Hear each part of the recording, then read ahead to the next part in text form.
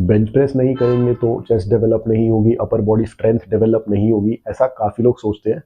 But ऐसा ज़रूरी नहीं है। अगर आप बेंच प्रेस नहीं करते हैं और उसके अलावा चेस्ट की आप दूसरी एक्सरसाइज और उनके वेरिएशंस करते हैं तो भी आप अच्छा खासा अपना अपर बॉडी स्ट्रेंथ डेवलप कर सकते हैं और चेस्ट मसल्स को भी डेवलप कर सकते हैं। जुलाई 2023 से मैंने बेंच प्रेस नहीं की अपनी चेस्ट मसल्स के लिए और स्टिल मेरा अपर बॉडी स्ट्रेंथ अच्छा खासा डेवलप हो रहा है। मेरी चेस्ट अच्छी शेप में है, मेरी चेस्ट मसल्स ग्रो हो रही हैं। तो इस वीडियो में मैं आज उसकी बात करने वाला हूँ। तो चलिए वीडियो शुरू करते हैं।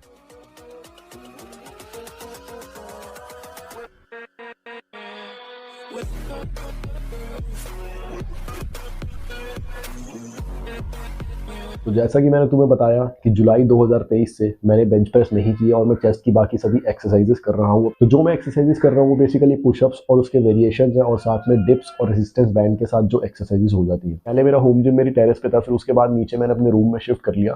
तो यहाँ पे इतना स्पेस नहीं था कि मैं एक बेंच को भी रख सकूँ, इसलिए मैंने बेंच को हटा दिया और मैं उसके अलावा चेस्ट की सारी एक्सरसाइजेस करता हूँ। मैं करता हूँ पुशअप्स, डिक्लाइन पुशअप्स, डिप्स और रेजिस्टेंस बैंड्स के साथ फ्लाइज। और इन्हीं सभी एक्सरसाइज में प्रोग्रेसिव ओवरलोड करता रहता हूँ। जैसे मैं वेटेड डिक्लाइन पुशअप्स करता हूँ, वेटेड पुशअप्स करता हूँ, वेटेड डिप्स करता हूँ। तो ऐसे ही मेरा चेस्ट ओवरऑल डेवलप हो रहा है और मेरी स्ट्रेंथ अच्छी खासी बढ़ रही है अपर बॉडी। मसल और स्ट्रेंथ को ग्रो करने के लिए आपको 3 चीज़ों का ध्यान रखना पड़ता है। सबसे पहला रेजिस्टेंस ट्रेनिंग का, दूसरा प्रोग्रेसिव ओवरलोड का और तीसरा ट्रेनिंग नियर टू फेलियर या टिल फेलियर। अब यहाँ पे प्रोग्रेसिव ओवरलोड का मतलब है कि आप अपना लोड इंक्रीज कर रहे हैं और ट्रेनिंग टिल फेलियर का मतलब है कि आप तब उस रेप्स तक एक्सरसाइज को कर रहे हैं जब आपकी उससे ज़्यादा रेप्स लगाने की हिम्मत नहीं बच रही। सपोज आप 10 रेप्स कर रहे हैं और 11वां लगाने की आपके अंदर ताकत नहीं बच रही, तो 10th रेप है वो आपका रेप ऑफ फेलियर है, यानी वो आप फेलियर रीच कर चुके हैं।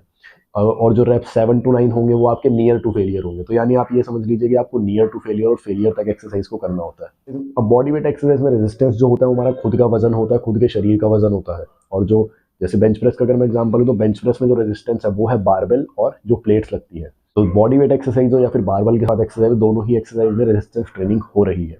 और बॉडी वेट एक्सरसाइज में रेजिस्टेंस को बढ़ाने के लिए आप एक्सटर्नल वेट ऐड कर सकते हैं। जैसे मैं पुशअप्स के लिए एक बैकपैक लेता हूँ और उसके अंदर प्लेट्स डाल के पुशअप करता हूँ।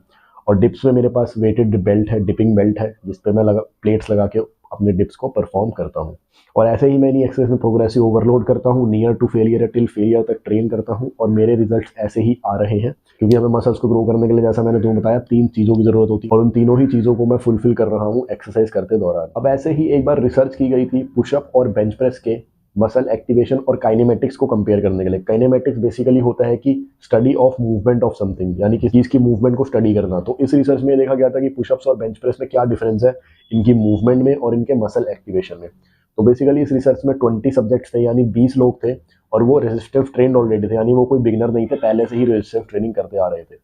तो अगर मैं इसके रिजल्ट की बात करूं तो रिजल्ट इसका ये आया था कि उनके मसल पुशअप और बेंच प्रेस के मसल एक्टिवेशन में कोई डिफरेंस नहीं था और उनके किनेमेटिक्स में भी कोई डिफरेंस नहीं था, यानी जो उनकी मूवमेंट थी बॉडी की दोनों ही एक्सरसाइज में वो टोटली सेम थी। इवन रिसर्च भी यही बात बताती है कि हाँ, दोनों एक्सरसाइज में कोई डिफरेंस नहीं है, दोनों सिमिलर है, दोनों का मूवमेंट पैटर्न सेम है, दोनों में मसल एक्टिवेशन भी सेम है। और यही चीज़ मैंने 2 साल पहले अपने एक वीडियो में बताई थी कि पुशअप्स और बेंच प्रेस का मूवमेंट सेम है। तो एबडक्शन और एडक्शन होते हैं।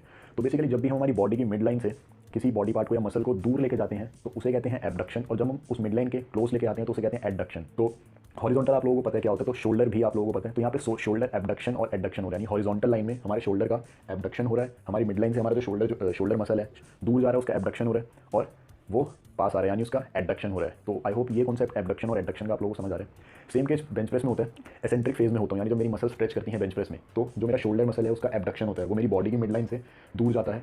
एंड देन फिर मैं बारबेल ऊपर लेके आता हूँ तो उसका एडक्शन हो रहा है, वो मिड लाइन के शोल्डर मसल क्लोज आ रही है। सिमिलरली पुशअप में भी है, पुशअप का जब एसेंट्रिक फेज होता है तो हमारी शोल्डर मसल है वो फिर हमारी मिड लाइन से दूर जा रही है, एबडक्शन हुआ। एंड देन जब हमने कंसेंट्रिक फेज हमारा आया, जब हम ऊपर आते हैं तो मेरा जो शोल्डर मसल है वो मेरी मिड लाइन के क्लोज यानी एडक्शन। और यही बात इसी रिसर्च में ही पता लगती है कि सब कुछ सेम है। और ऊपर से जो पिछले 6 महीने में मैं अपनी चेस्ट मसल्स और स्ट्रेंथ के लिए रिजल्ट प्रोड्यूस कर पाया हूँ वो भी इस बात का पक्का प्रूफ है कि हाँ, ऐसा ज़रूरी नहीं है कि आपको बेंच प्रेस ही करनी है। आप कोई भी एक्सरसाइज चूज कर सकते हैं as long as you are applying progressive overload in it and आप उसे रेप टिल फेलियर तक परफॉर्म कर रहे हैं। मेरी ये पिक्स 2017 और 18 की हैं, जब मैं सिर्फ कैलिस्थेनिक्स किया करता था और रनिंग करता था। तो चेस्ट के लिए मैं मेजरली सिर्फ पुशअप्स किया करता था और आप देख सकते हैं मेरी चेस्ट का शेप काफ़ी ज़्यादा बेटर है और काफ़ी ज़्यादा अच्छा है। तो ये था दोस्तों आज का वीडियो। आई होप इस वीडियो से आप लोगों को कुछ नया सीखने को मिला होगा। अगर आप लोगों को ये वीडियो अच्छा लगा तो प्लीज़ इसे लाइक करें, शेयर करें और मैं मिलूंगा आप लोगों से अपने अगले वीडियो में।